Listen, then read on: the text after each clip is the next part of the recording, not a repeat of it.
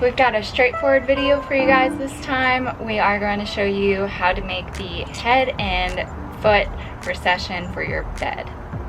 So we did get the driver's side. This is our headboard. We got this one completed. It's just plywood and 2x3s. We did have to remove this middle strut, as we've mentioned in a previous video, to allow this to recess. But I wanted to make sure this one fit and worked how we planned, and it looks like it works pretty darn well, so I can show you guys how we're gonna do the other side. At Home Depot, they sell little 2x4 sheets of plywood, which fits perfectly in these little areas. I didn't have to make any adjustments to that one, so we're gonna do the same thing on the other side, a 2x4 piece of 1/2 inch plywood. Then we just used 2x3 to form the vertical support beams. And as you can see, just pocket jig some holes so we can mount it to our other horizontal beams, and it'll sit in there nice and sturdy. I'll show you how or where it fits. So these beams just fit right here perfectly, up and down. You kind of have to take a little notch out for the Promaster at least, so that way it sits flush over this metal, but that'll go in there just like that. Plywood will be mounted to the back, and we'll get it up there. Okay, so I have the 2x3 positioned exactly where I know I'm going to need it on this piece of plywood to fit accordingly in the recession. So now I'm just going to pre-drill a couple little holes for my screws, so that way I don't risk any splitting on this plywood.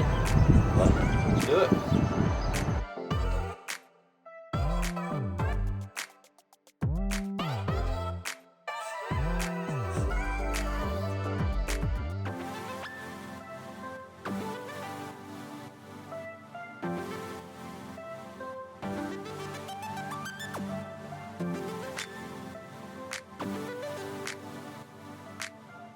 We previously had some vertical furring strips up right here, but when installing this, we have our pocket holes on the side to screw in, and those vertical strips are blocking it, so I couldn't actually access these to screw in. So I removed them. We're going to install this, and then we're going to reinstall those where they belong. Before Ricky gets this installed, we're just priming the back really quickly. The front will be primed, sanded, and painted later.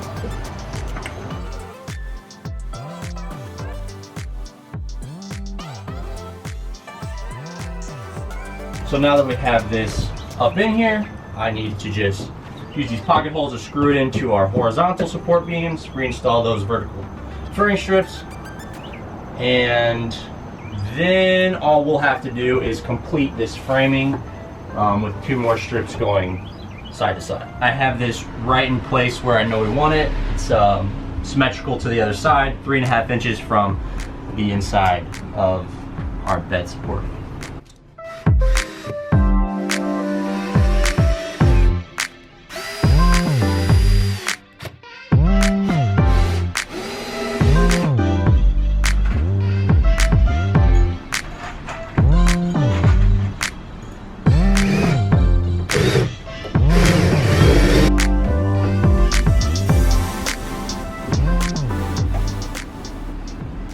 Alright, so we officially have both the headboard and footboard recessed. They're up, they're installed.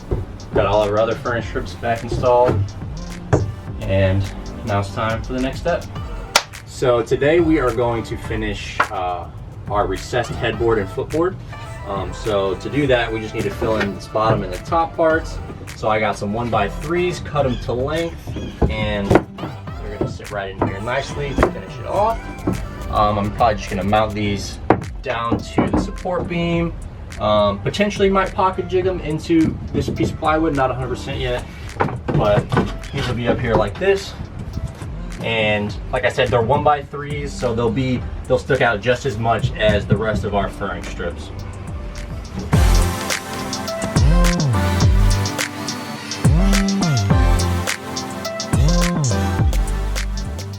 We got top and bottom framing done for the recessed headboard, And as you can see, there's like a little gap up here, but that's just because of the metal of the framing right here. We couldn't get it flush with the rest of the beams, but that doesn't make a difference because there's going to be shiplap over this stuff anyway. Finishing it off, and probably throw some nice caulk in here to finish it up. Put some wood putty in here, cover those up, sand, paint them, and it'll look nice and finished.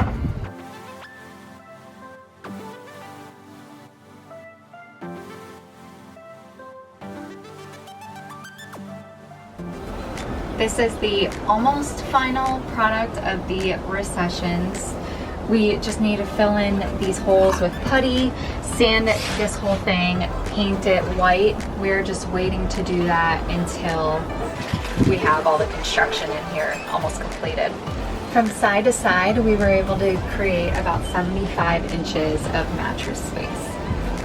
So thank you for watching, and we'll see you in the next one.